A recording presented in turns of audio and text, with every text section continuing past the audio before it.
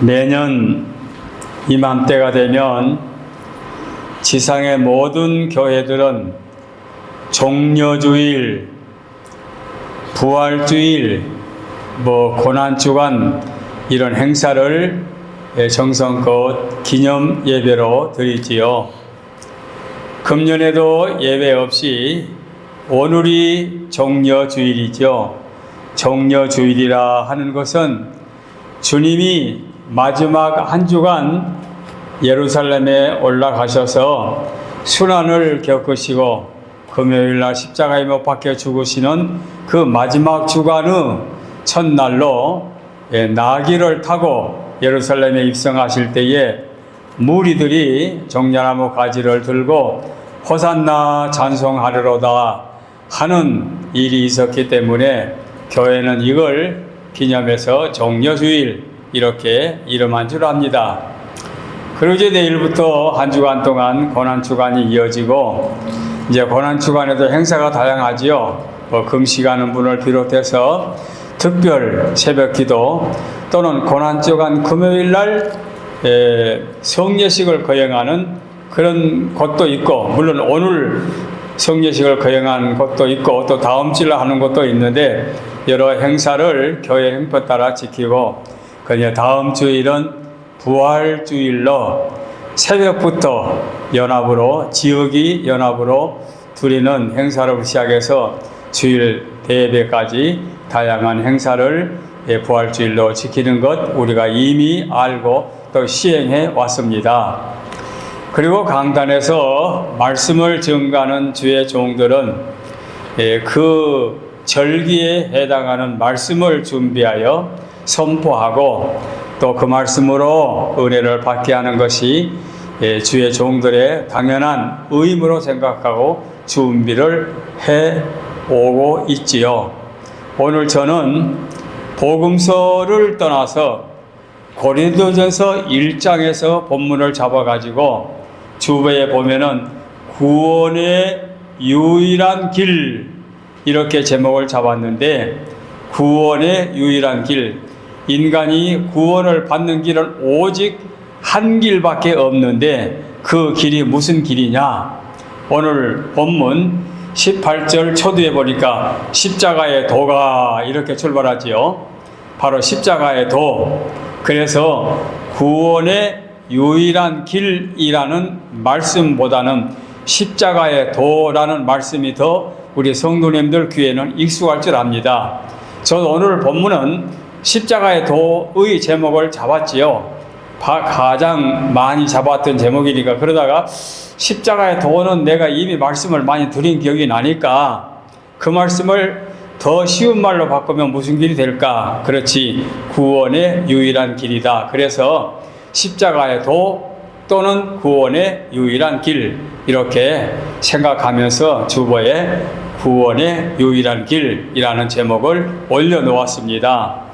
이제 이 구원의 유일한 길은 십자가의 도인데, 바로 이 말씀이 인간이 태어나서 하나님의 창조를 통해서 이 땅에 태어나서 하나님의 말씀을 거역하여 그 결과가 멸망, 죽음, 사망으로 갈 수밖에 없었는데 그 인간을 하나님께서 구원하시려고 십자가의 길을 허락하여 주시고 예비해 주셔서 그 십자가의 은총이 우리의 죄를 속량해 주심으로 우리가 구원을 받게 된 거지요.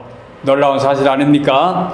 바로 이것을 성경은 줄기차게 우리에게 인식시켜 주시고 깨우쳐 주시고 잊지 않도록 권고해 주고 계십니다. 그래서 예수님의 십자가, 인간의 구원을 생각하면 많은 사건들을 성경에서 찾아볼 수 있지요.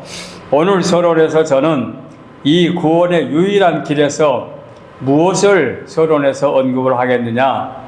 예수님이 십자가에 못 박혀 죽으실 때 좌우에 두 강도가 함께 처형당한 그런 사건을 우리는 익히 알고 있습니다. 그 강도의 삶을, 강도의 죽음을 서론에서 잠깐 동안 언급하고 본문으로 들어가도록 하겠습니다. 자, 하나님의 성스러운 인류 구원은 하나님께서 감히 그 무엇과도 바꿀 수 없는 당신의 독생자 예수 그리스도를 세상에 보내셨고 그 예수님이 당신의 창조하신 세상에 왔으니 대접을 받아도 시원치 않는데 예수님이 이 땅에 오셨을 때 배척하고 거부하고 끝내는 십자가에 못 박혀 죽이는 일을 해가게 됐습니다. 그러나 이것이 하나님의 계획으로는 인간을 구원하게 한 것이니 아픈 일이지만 슬픈 일이지만 괴로운 일이지만 하나님은 그 길을 허락하여 주신 것입니다. 그래서 유일한 길, 십자가의 길을 당신의 독생자 예수 그리스도께서 이제 이 땅에 와서 지게 됐는데 이것까지도 사탄은 악용을 합니다. 어떻게 악용을 하느냐? 예수님이 이 땅에 오실 때부터서 예수님이 십자가 지실 때까지 줄기차게 예수님을 거부했지요. 나실 때에 예수님을 죽이려고 2살 이하의 사내아이를 죽이는 일을 비롯해서 목숨을 부지하게서 애굽으로 피난 간 일이라든가 그리고 헤롯이 죽은 다음에 나사렛이라는 시골 촌 동네에서 목수의 아들로 30년이 되도록까지 살아온 과정 그리고 공생애의 3년 동안에 주님이 행하시는 일이 무엇이었습니까? 당신을 위한 이기적인 삶이 아니라 당신의 명예를 위하여 대접받기 위해서 잘 먹기 위해서 잘 입기 위해서 좋은 집에서 살기 위해서 노력한 것이 아니라 오직 죄인을 위하여 죽어가는 사람들을 위하여 멸망받을 자들을 위하여 병든 자를 위하여 죽어가는 사람들을 위하여 주님께서는 꾸준하게 일을 하셨습니다. 그럼에도 불구하고 주님을 죽이려고 한결같이 따라다니며 모험하고 주님의 허물말을 찾고 있었습니다. 그런데 최후에는 십자가에 못 박혀 죽이는 일로 이제 마지막 순간이 도달하게 된 것입니다. 이때에 그 흉악자들은 악행자들은 예수님의 좌우에 강도 2사람도 예수님과 똑같은 십자가 형틀에 높이 매달려 사형을 시킵니다. 잔인하지요. 예수님을 누구처럼 만들려고 좌우의 강도처럼 흉악한 죄인인 것처럼 보여주려고 예수님을 그렇게 대접했습니다. 예수님을 그렇게 생각했습니다. 더 잔인하게 가시로 면류관을 만들어서 씌우고 더 잔인하게 채찍질을 가하며 창으로 옆구리를 찌르며 예수님을 죽이고 있었습니다. 그런데 주님 편에서 보실 때는 많은 무리들이 따랐습니다. 그동안 수없는 사람들이 따랐습니다. 그리고 배고픈 사람이 배불리 먹기도 하고 병든 사람이 권침을 받기도 하고 죽어가는 사람이 살아나기도 하고 이런 일들을 행했는데도 불구하고 그 중에서 12제자를 비롯한 측근자들이 많았습니다. 그러나 예수님의 십자가는 홀로 고통 중에 죽어가고 있고 아무도 그 곁에 있지 않았습니다. 그런데 강제로 똑같은 처지에 죄인, 죄수 2사람이 좌우에 있었습니다. 이제 주님 곁에는 2사람만 남아 있습니다. 그런데 그 2사람은 제자들도 아니요, 측근자도 아니요, 그 2사람은 강도입니다. 죽어 마땅할 죄를 지은 강도 2사람이 함께 처형을 당하고 있습니다. 얼마나 잔인합니까? 이제 예수님께서는 아무도 남아있지 않다는 얘기입니다. 그런데 문제는 여기서 우리가 짚고 넘어갈 일이 있습니다. 좌우 강도의 길이 그동안 같았었는데 이제부터 2사람의 길은 논하지게 됩니다. 어떻게 논하지느냐? 예수님을 통하여 구원의 길로 가는 자가 있고 예수님과 상관없이 살았던 그 사람은 끝까지 예수님과 상관이 없이 자기 죄로 죽어서 예수님과 상관없이 멸망받은 한 사람이 있었다는 얘기입니다. 성경에는 우편 강도가 구원받았다, 좌편 강도가 구원받았다 그 말은 없는데 편의상 목사님들이 또는 전문가들이 우편 강도가 구원받았을 거라고 합니다. 그러나 그건 뭐 중요한 것이 아닙니다. 한편 강도는 구원받았고 한편 강도는 구원받지 못했는데 편의상 우편 강도는 구원받았다, 좌편 강도는 구원받지 못했다, 뭐 어떻게 해도 상관이 없습니다. 그런데 놀라운 현상이 일어난 거지요. 한편 강도는 구원받았고 한편 강도는 구원받지 못했습니다. 왜 그런 일이 생겼습니까? 구원받은 사람은 예수 그리스도를 통하여 구원을 받았다는 사실입니다. 제가 만든 이론이나 결론이 아니고 성경이 분명히 보여주고 있습니다. 예수여, 당신의 나라에 임할 때에 나를 기억해 주십시오. 주님 앞에 자기를 맡겼습니다.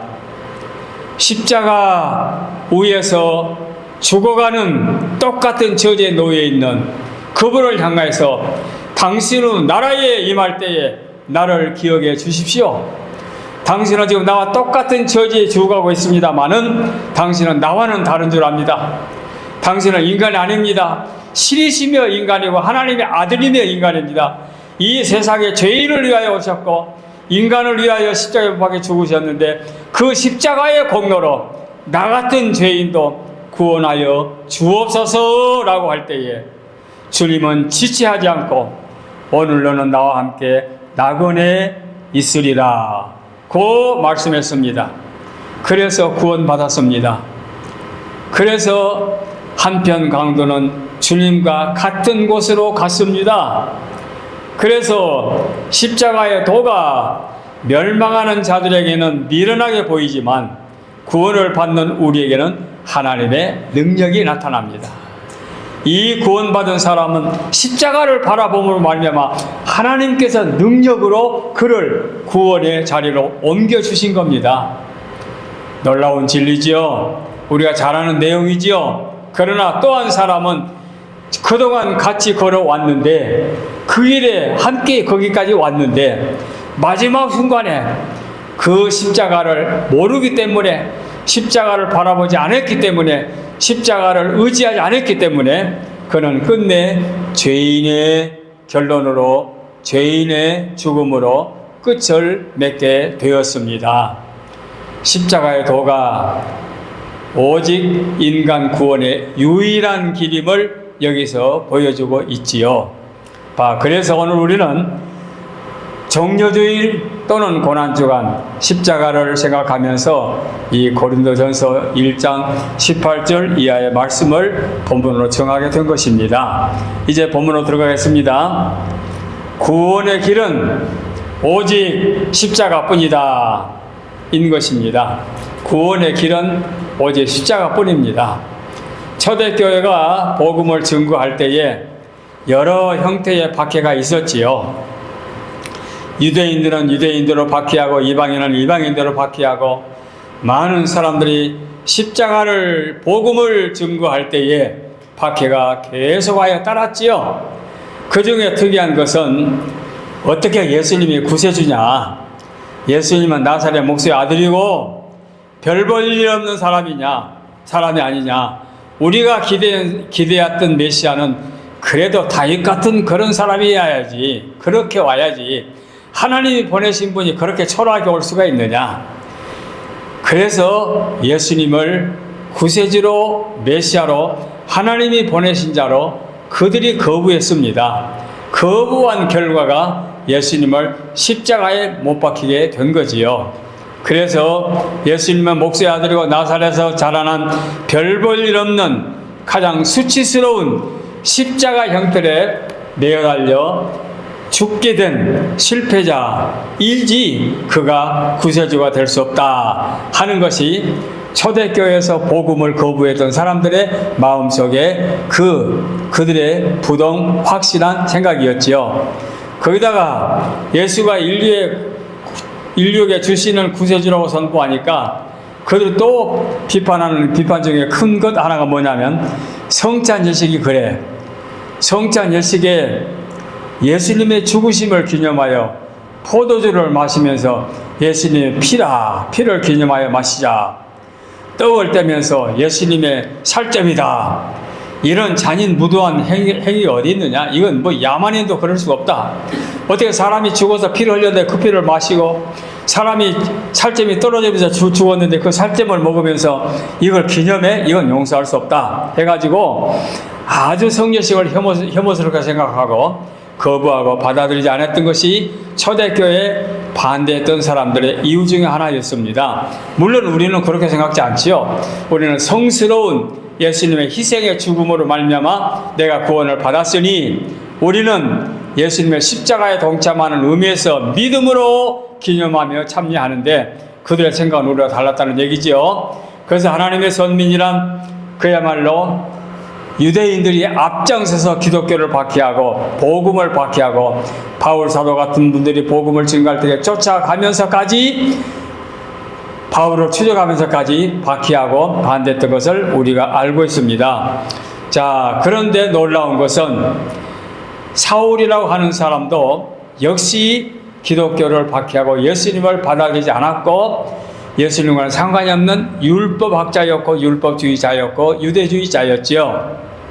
그런데 그가 십자가에 못 박혀 분명히 죽었는데 그 죽은 예수를 만났다고 하면서 180도로 변해가지고 사울이라는 사람이 바울이라는 이름으로 나와가지고 느닷없이 자기들이 죽인 예수를 구세주라고 복음을 증거하고 있는 거예요. 이 바울의 변화가 놀라운 변화입니다.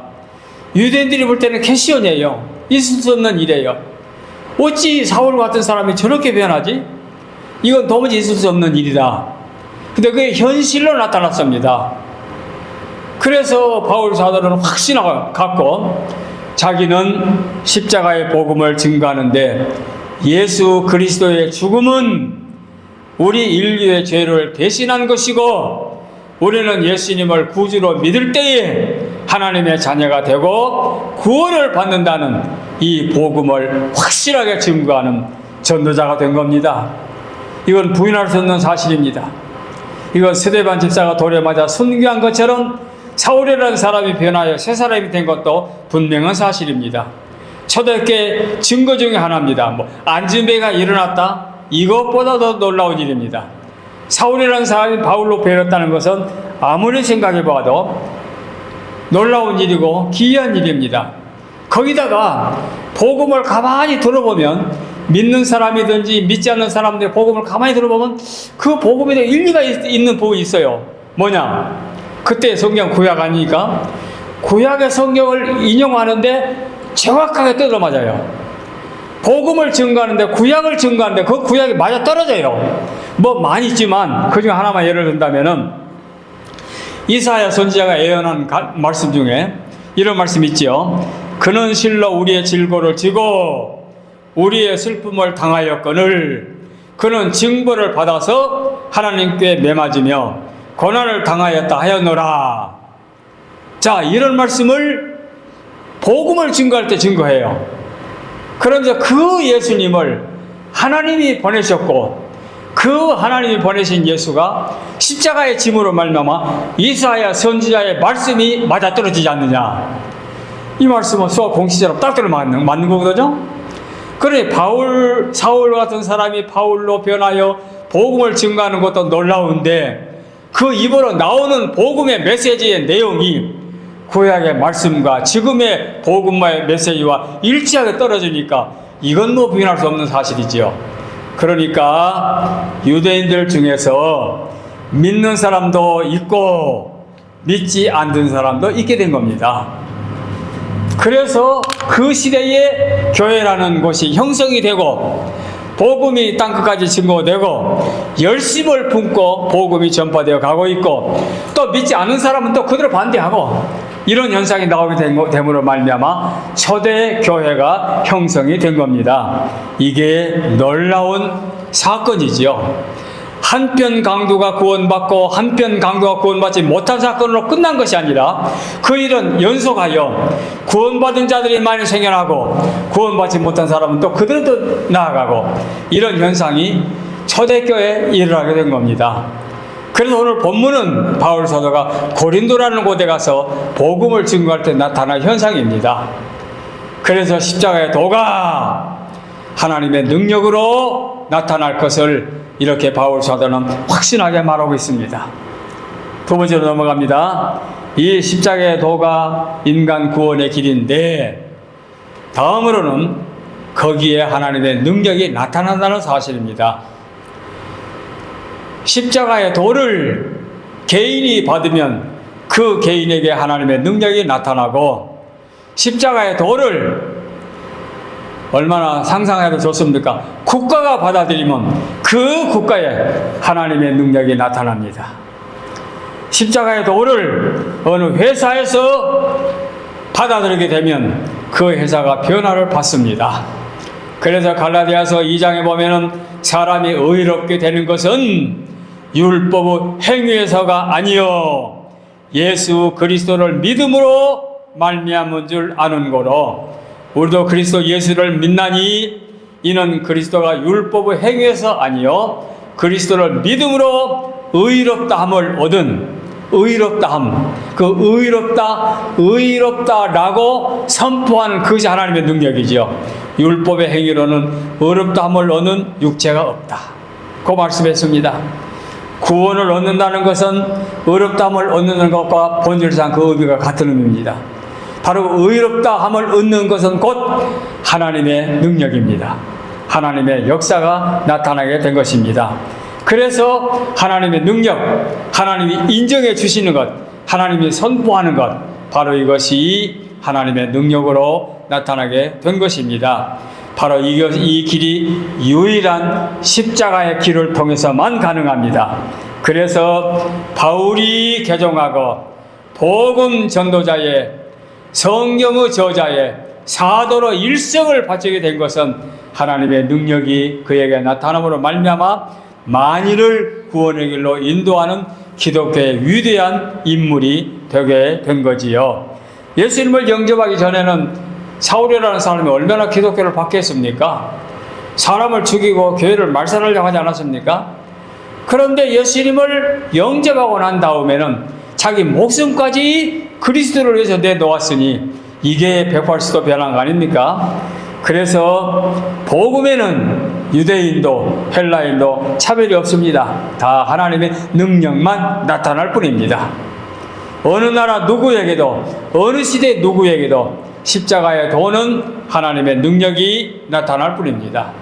그래서 사람을 구별할 때 영적으로 하나님의 능력의 사람이냐, 십자가를 믿는 사람이고, 하나님의 능력과 상관이 없는 사람이냐, 그것은 자연인 십자가를 믿지 않는 사람이라 말할 수 있겠지요. 그래서 그 능력을 체험받은 사람은 체험을 받았기 때문에 믿음을 끝까지 간직하게 되고, 고난의 길도 십자가의 길도 따라갈 수가 있습니다. 바울 사도가 그래서 이것을 체험했기 때문에 일생을 마지막 순간 순교의 자리까지 그 길을 지체하지 않고 걸어갔던 위대한 사도 바울의 복음이 지금 오늘 우리를 고린도 교우들에게 전파된 말씀을 우리가 듣고 있습니다.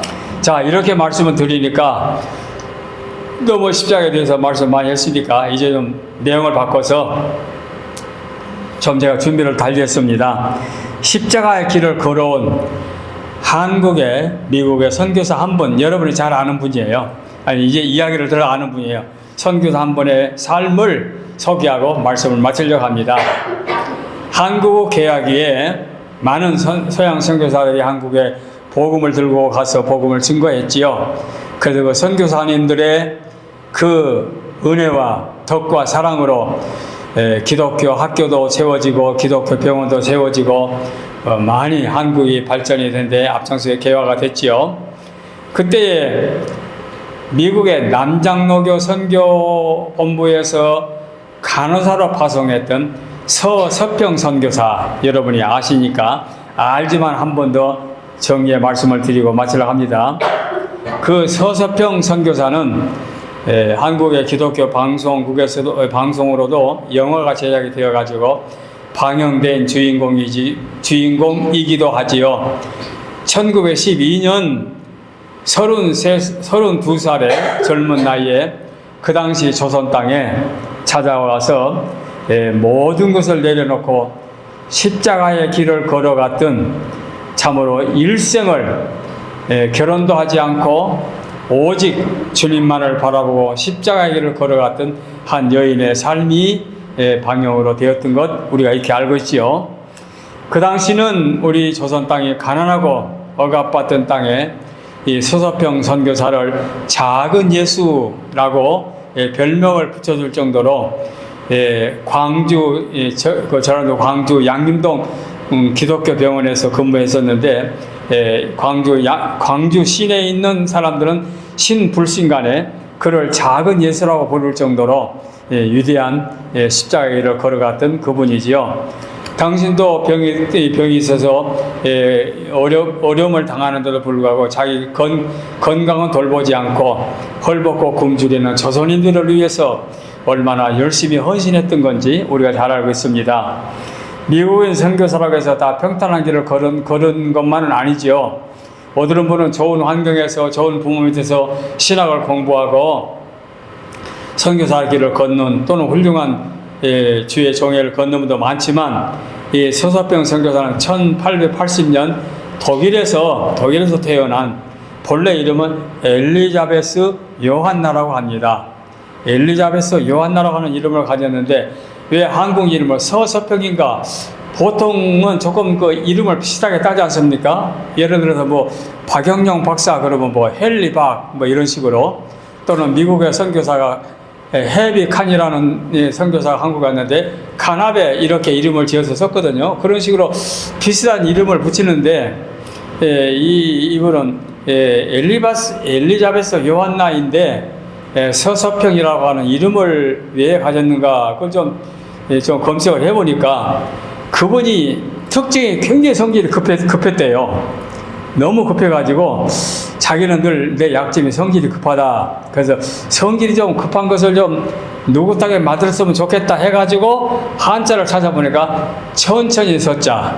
제가 갖고 있는 그 성씨가 천천히 서자거든요. 그러니까 누가 급히 서려면 서서히 하지 않습니까? 그 서자가 천천히 서자지요. 그래서 천천히 서자를 성씨로 땄다는 거예요. 그리고 이제 이름을 붙이는데 이름도 성씨를 붙여놓고 내가 그걸로 만족이 안 했던가 봐요. 그러니까 미들네임도 또 서자를 붙인 거예요. 그냥 서서가 된 거예요. 서서. 그리고 평탄을 평자를 붙여가지고 서서평 이렇게 붙였다는 그런 그 일화가 있더라고요. 이게 실제로 그랬는지는 모르겠어요. 기록상으로 그렇게 기록된 것을 제가 봤습니다. 그런데 그 여자 역시 출생할 때 아버지가 없는 미혼모로 아이가 태어났습니다. 그리고 태어난 지 석 달 만에 어머니가 이 딸아이를 친정 엄마에게 맡겨버리고, 독일에서 맡겨버리고 그 엄마는 미국으로 혼자 이민을 갔다는 거예요. 그러니까 아버지도 없이 태어나가지고 석 달 만에 어머니를 잃어버리고 외할머니 밑에서 자란 아이예요. 얼마나 힘들었겠습니까?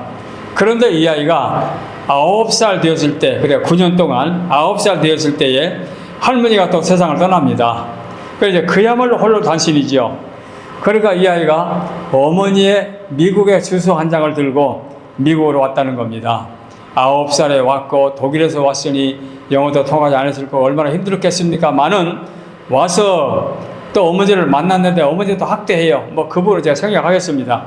그런데 어찌어찌 해가지고 캐톨릭 미션 스쿨에서 공부해가지고 간호학을 공부해가지고 간호사가 되었는데 뉴욕 시립병원에서 실습을 하면서 그 실습 기간에 다른 동료 간호사가 장로교회 교단 목사가 채플실에서 예배를 드린다는 말을 듣고 예배를 드리러 간다고 그러니까 자기도 함께 따라가겠다고 그랬어요.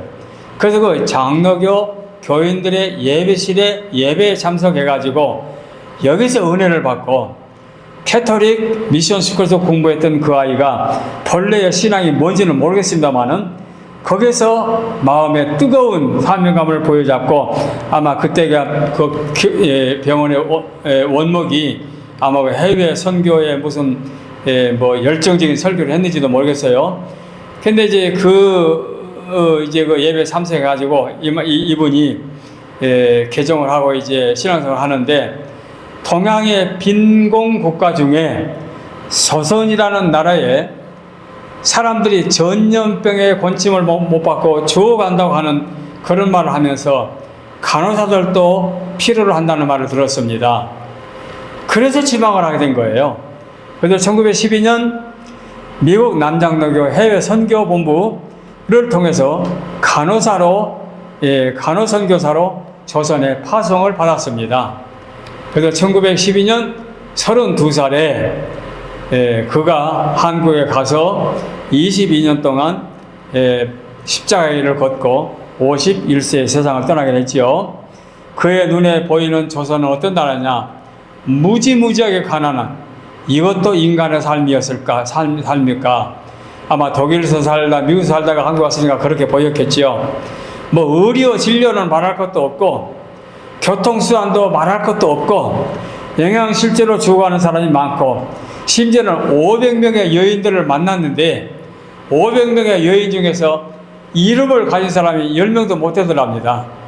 근데 그 10명의 이름도 뭐 갓난이, 뭐 끝순이, 뭐 말자, 뭐 이런 식으로 이름을 부르는데 뭐 돼지 할머니, 뭐 이런 식으로 이름을 붙이니 그 이름입니까 그게? 그런 이름이 없는 거죠. 게다가 한 여인이 시집을 가서 이제 며느리로 부인으로 살다가 어쩌다가 아이도 못 낳는 처지가 되게 되면 죽어라고 식무사령만 하다가 그러다가 병이라도 나버리면 버린다는 거예요. 그러고 책임 안 지고 버려버리고 그것도 딴 짓에 데려오고, 이것이 한국의 여인들의 대접이었다.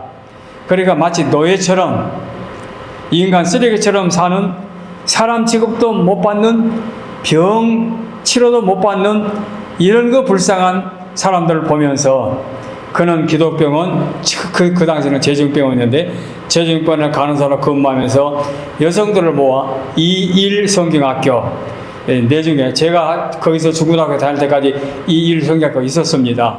근데 후에 전주에 있는 한일신학교가 합해가지고 이제 한일신학교의 전신이 되었는데, 2일 성경학교를 이제 세워가지고 여자들에게 성경을 가르치는 그런 그 성경학교 교육을 시켰고, 여전도의 연합회를 세워가지고 연합사업을 하고, 또는 여성 계몽운동을 거기서 하고, 한국인들이 외면하는 고아 또는 과부 또는 한센병 환자들을 위해서 평생 헌신을 했는데, 심지어 부모 없는 아이들을 13명을 자기 양녀로 삼고 한센병 환자 한 사람을 아들로 삼아가지고 14명의 사람들에게 어머니 역할까지 했다는 겁니다. 그가 조선인들에게 출애굽기를 공부를 시키면서 애굽 사람들이 애굽에서 이스라엘 사람들이 애굽에서 이렇게 살았다. 하나님께서 이렇게 자유를 주셨다. 너희들도 하나님이 허락하시면 일본 사람에서 자유를 얻을 터이니 소망을 가져라 하면서 성경 교육, 특별히 출애굽기를 열정을 두고 교육을 시켰다는 겁니다. 그 여인이 세상을 떠난 다음에 소지품을 보니까 담요도 절반을 찢어서 나병 환자, 한센 환자에게 주고 담요 절반짜리 하나, 그리고 동전 7전, 뭐 요즘에 시세를 얼마 전에 모르겠습니다만은 강냉이가루 2홉, 이것만이 남았다고 합니다. 심지어 자신의 유언으로 자기 시신까지 뭡니까 의료 연구용으로 바쳤다고 그럽니다. 이 서선교사는 아버지가 없는 비염으로 불행하게 자라나서 그렇게 불행하게 커서 그가 일생을 십자가의 길, 예수 그리스도의 길, 오직 주님만을 위한 길을 걸으면서 한국에 와가지고 한국인들을 와서 이렇게 살았기 때문에 그런 분을 통해서 우리 한국의 복음이 증거가 되었고, 저와 여러분들은 지금 하나님의 백성, 그리스도인, 십자가의 은혜로 구원받은 영생복락을 누리는 이런 혜택을 누리고 살게 된 것입니다.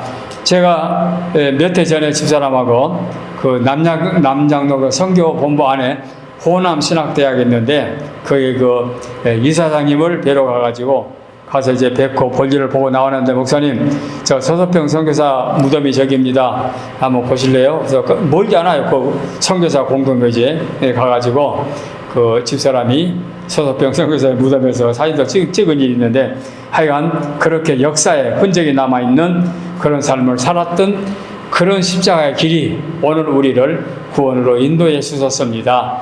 오늘 정료주일 예수님의 십자가의 공로로 구원받은 우리가 이 말씀을 한번 묵상하는 것이 은혜가 될 줄 알아서 오늘 여기까지 말씀을 드립니다. 기도하겠습니다.